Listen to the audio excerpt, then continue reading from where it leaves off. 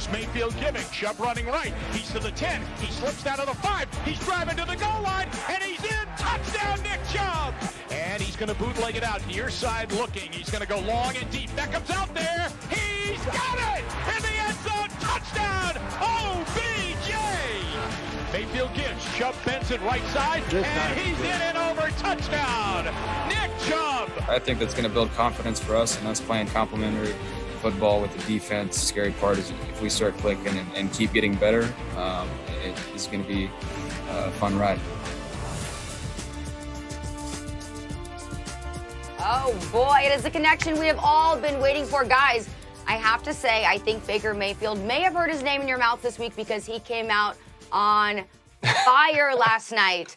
All right, everybody, welcome on into First Take. What's going on? It is Friday. I'm Charlie Arnold. We got Stephen A. Smith, which we're going to address what you're wearing in just a second. We have NFL analyst Ryan Clark and also Max Kellerman. So, Stephen A., look, you got a Falcons jersey on, and interesting who they're playing this weekend.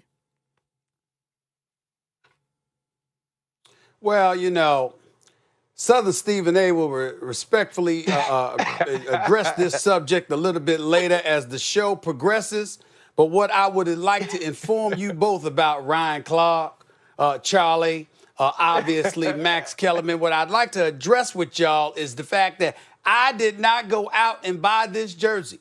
I showed up at work yesterday, and lo and behold, ESPN had informed old Southern Stephen A.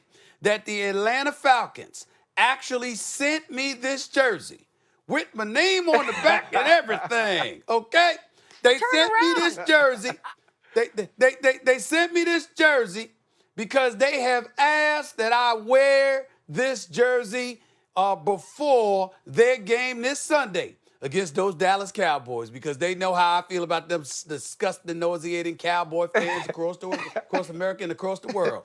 So they asked me to wear this, and I guess even though I'm no Atlanta Falcons fan, I am a fan of the ATL. Let me be very, very clear about that. And so as a result, What would that be? I figured I'd wear this. But I'm going. No. That's Lemon Pepper Lou. I mean, he went to a particular establishment in ATL, which I must admit I have frequented in the past. But that was a long time ago. Okay, that's not recent. Okay, but in the end, I am a fan of the ATL. So because of that, and the ATL was on the front of this jersey, I figured why not? I'd add this to my impeccable wardrobe and see where it goes. I'm going to add a little bit more to my wardrobe as the show progresses, but for this particular segment, I'll just leave the You're going to be in Trolling head of to toe Cowboys costume fans by the end of the show, again, Stephen A. Oh, my goodness. Excuse me, Charlie. Right. Excuse me, Charlie. Okay, well, yes. I'm saying I didn't hear I didn't hear you at all. That's all I'm trying to say. Let's do it. Let's talk about that old Baker Mayfield right there. Let's go. Let's talk about him. He came out on a whole different level last night. He was completely turned up. It was at Baker Mayfield we were all waiting to see. He led his team into the battle for Ohio against the Bengals, and it was a smooth 35-30 victory. Baker throwing 2 touchdown passes, including that 43-yard bomb to Odell, and 3 rushing touchdowns added to that offense. On the other side, number 1 overall pick Joe Burrow showed great poise. He threw 3 touchdowns of his own, but the night it belonged to the Browns. Okay, this was a very, very big difference from what we saw from the Browns last week when they faced the Ravens. After last night, Stephen A., do you have faith? Is it now restored in the Browns? Hell no. I mean, this is one of the most ridiculous subjects. Listen, y'all. I understand that Baker Mayfield. Listen, I watched the exceptional analysis of Ryan Clark last night and this morning specifically. I understand everything everybody was saying. Listen, Baker Mayfield looked good. He threw the football relatively effectively. He was scrambling out of the pocket and extending plays. He was doing things reminiscent of what we saw when he won the Heisman Trophy at the University of Oklahoma. We get all of that. Kevin Stefanski, that's what he was brought in there for. As the offensive coordinator for the Minnesota Vikings, some of the things he did with Kirk Cousins, some of the things that he noticed. He utilized his knowledge about Baker Mayfield doing his homework on what worked most effectively for him. Standing in the pocket doesn't cut it. As Ryan Clark articulated when I saw him on television, if you scramble him out of the pocket and he's able to create plays that way, it buffers his level of confidence once he's ultimately forced to stand in the pocket because he got himself going. He's a rhythm player, et cetera, et cetera. I get all of that. Here's my problem, ladies and gentlemen. Here's my problem specifically with all of y'all, Ryan Clark, all of you NFL aficionados. Who was he playing? Who was he playing? Oh my God, stop the presses. Baker Mayfield has returned because he performed against the Bengals. Really? Really? That's why we're excited? So you get romped, you get stomped, you get beat down just 4 days earlier by a Super Bowl contender and one of the worst teams that we know of in the NFL today, reminiscent from last year, and by the way, the year before that.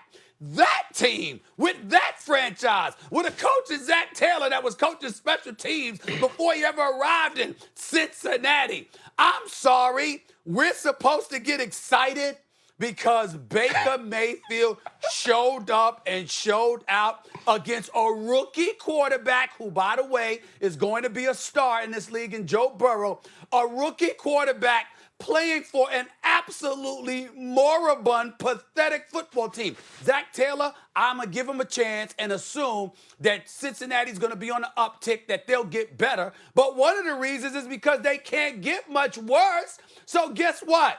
The fact that you supported, that you showed up against the Bengals, we're supposed to get excited. And then, oh, by the way, I'll end it with this, Max and Ryan. This dude actually had the audacity, the nerve to unmitigated goal, to go in front of the cameras and like, I'm not going to forget. Basically I'm paraphrasing here. I'm not going to forget. You know, in the Baker Mayfield family, we don't forget when people count us out. Really? Against the Bengals? Seriously? Y'all go ahead, man. Let me drink my tea and just listen to y'all because it's just a waste of time for me to talk about what he did against the Bengals. Who cares? Who cares? In a 16-game season, this is not baseball or basketball normally, with so many dozens and dozens and dozens of games. Each game is a significant piece of evidence. It doesn't mean we put it to bed concerns about Baker Mayfield, but this is a positive piece of evidence. Yes, he wasn't as good late in the game as he was early, got a little sloppier. All that is true. Yes, he's playing the Bengals. They're the worst team in the division. That's why they picked first overall in what should be a really, really tough division if the Browns can even mostly play up to the potential on their roster in terms of their talent. That's all true. But you still got to evaluate what you saw. Like play action, which I don't know why the more play action you use, the better your fortune seems to be. Rolling Baker out worked. And he looked really good. He was exciting. He showed leadership. He made the plays he needed to make, and then some.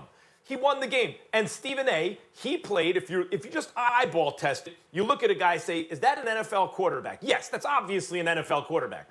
Is it a starting quarterback? Yes, that's a starting quarterback, what Baker Mayfield showed last night. Is it a franchise quarterback? That remains to be seen. You're right. Against the Bengals, with no preseason, only their second game, that remains to be seen. Joe Burrow, to quote Eddie Murphy from Coming to America, that boy good. Like you can see Joe Burrow's going to be really good. He has it. But I'll tell you what, Baker Mayfield once upon a time looked like he had it too, and you can't pretend he didn't regain some of that last night, and that he didn't restore at least some of the confidence that many people had. I certainly had in him when he was drafted, and I thought he was correct. I was surprised he was picked number one, but I thought it was the correct move. Stephen A., who do I shout out in terms of analytics about football more than anyone else? Sharp Analytics, right? Warren Sharp. I remember when they hired Stefanski, right, Warren Sharp was talking about the fact that Stefanski is the perfect coach for Baker Mayfield. And I recall it had something to do with not being too predictable in personnel packages. I think the 11 personnel packages got too predictable. Whatever the X's and O's were, he broke it down analytically and said Stefanski and Baker are going to be a really good combination. Don't be surprised if they were competitive for a playoff spot. Now, whether that's overshooting the mark or not, that stuck in my head. And watching him yesterday reminded me of it. Yes, Baker is on his 4th head coach in 3 years in the league. 4-3. Alex Smith couldn't get it going until he had some stability once upon a time. Another number 1 overall pick who looked like a bust. Baker Mayfield looked like a bust. Who wouldn't with 4 head coaches in 3 years? Now, part of his underperforming is probably why you had a turnover in head coaches, no doubt. But when you're playing for new head coach, new system, new OC, year after year, you have to cut him some slack. And last night, he looked good. That is a nice piece of evidence if you're a Baker Mayfield fan. Listen, last night was not about Baker Mayfield being who John Dorsey drafted him to be. It was about Kevin Stefanski being who the Cleveland Browns hired him to be. Because that was the whole point of this. That's what Warren Sharp was talking about. Not necessarily that Baker Mayfield had some things that we needed to see, but that Kevin Stefanski could bring the best out of Baker Mayfield. And if you watched last night, that's what we got. Baker Mayfield was, for lack of a better word, Kirk Cousins. Right? Because we understand that Kirk Cousins may not necessarily be your top-tier level talented quarterback, but he's a good starting quarterback in the NFL. And if you do the right things with him, you can be very good offensively. So go back to the way that this game started. They got Baker Mayfield out of the pocket and got him some easy throws. And the one thing we've learned about Baker Mayfield is he's a rhythm quarterback. It's like getting a dude who shoots threes to the free throw line. He gets to the free throw line, watches the ball go in a couple of times, and now he starts to feel good, and we see step backs. Well, that's what happened with Baker Mayfield early on in the game. He was getting some quick throws. He was accurate. He was on time. He wasn't pressured. He wasn't hit. And then we get the stutter and go down the sideline to Odell Beckham on Phillips, and it's right on the money. He dropped it in like Salt Bay. That's what we need to see for Baker Mayfield. But more importantly, what we need to see for Kevin Stefanski. Because just much like we saw him on the Thursday night game where he comes in to replace Tyrod Taylor, he got a rhythm early. He started feeling good. And that's Kevin Stefanski's job. Here's also what's Kevin Stefanski's job. Even when Baker Mayfield starts to be dangerous, don't let him be a danger to your team.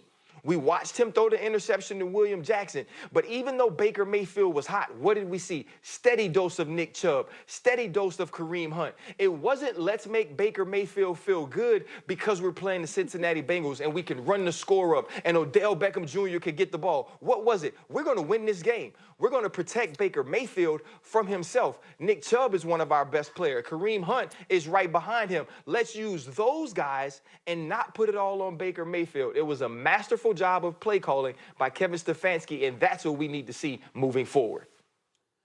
Ryan Clark, before I let you get on out of here, because we got to get ready to go, quick question. Football analysis, exceptional, as always, but I must ask you, because it was against the Bengals, did Baker Mayfield, based on how he has performed, at the very least the last year, did he have any business talking like he accomplished such a big thing? Yes or no? No, he did not. But that's who he is. Let him be who he is. Thank you. So I'm saying. It was the Bengals. Now, he's done that against the Ravens. You wouldn't have heard anything from me. But to do it against the Bengals and to walk around, I mean, this dude's walking around like he's special. Come on, man. I know Baker Mayfield's no scrub. He can play. He's got promise, Charlie. I haven't given up on him. But come on, and act like the world counted him out for no reason and you made up for it by beating the Bengals. Man, go sit down. Go to practice, man. Go to practice. Giving him a hard time. You know what? I hope your tea can stay warm throughout the rest of the show because you're going to need to be sipping that. It is very warm. Quite a bit over the course of the next 2 hours. But guys, I know we're talking about Baker Mayfield here, but we do have to mention Joe Burrow. He is the first rookie since 1950 to have 60-plus pass attempts, 0 interceptions in a game. LeBron even was super impressed, tweeting during the game that the guy was it. But, on the other hand, very touching. Throw that much in every He's got game. a bright future. He might not. Bright It's very future. touching, Charlie. Future. He's got a bright Ryan, future, but he lost. He did lose. Man, let the lady finish. Okay. Ryan, we're going to say goodbye to you for now. We're going to see you later on in the show. But speaking of making it to the end, we're moving on to the NBA in the next segment of the show. Jimmy Buckets in the Heat going up 2-0 in the East versus the Celtics. But is this series